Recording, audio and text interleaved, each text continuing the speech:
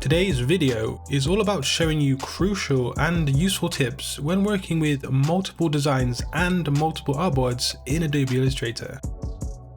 So yeah, today's aim is for you to learn at least one thing about Adobe Illustrator, and to start, let's first generate multiple artboards so I can show you the first tip. Now the artboard tool is here, and by holding down the Alt Option key, I can click and drag to duplicate not only the artboard but also the design on the artboard. Now I'm going to generate 6 in total, and let's not worry about how neatly they're laid out just now because I do have a tip later just for that. So the first tip in today's video is for those of you who work with illustrations or similar designs. Now you might want to make quick adjustments to your designs to see how it actually functions in different layouts or different positions. And for the little space robot here, we can take the puppet tool and then just quickly adjust the hand or the arm orientation.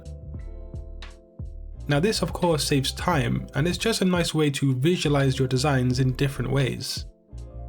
Just be mindful that when you change the shape or the position of one part of your design, other areas might be affected too. Now adding more pins will give you more precision when moving your designs around, and that was the first tip today that just quickly shows you how to change multiple designs in different positions just to test out different visual positions of your graphic designs. And the second tip is handy when you're using the Recolour method in Illustrator, and so we can quickly alter an entire design's colour scheme. And this means that we can take a single design, so for example maybe a logo, and then we can test it out in various different colour solutions. Often when people head into the Edit Colour menu, they will change a single colour one at a time, which isn't ideal for this situation at hand. So what you can do is to come into the Recolour menu, then go into Edit and then click the link icon. This ensures that you change the entire design's colour scheme as a whole. Now you do have 3 options in terms of the colour selection method itself. And this second tip is something I make good use of when logo designing, and it's normally towards the end of the process where I'm adding colour to a final design solution. It's really quick, and it's a good way to explore and test out different colour schemes across multiple artboards in Illustrator. So which of the cartoon robots do you prefer in terms of the colour across the 6 artboards? Let me know, but let's now move on to the third tip today for working with multiple designs and multiple artboards. Tip number 3 is a quick but a neat function Illustrator has built into it. So when you go to save your document as an AI file, you have an option to save each artboard as separate AI files. Now this can come in handy when sending multiple AI file designs to a client, or even to a fellow designer for that matter. Now you can type in and dictate which artboards you want to save as separate AI files, or you can just run the entire selection to be saved. This is one that you do want to keep in mind because I feel it can come in handy at some point during your workflow as a designer.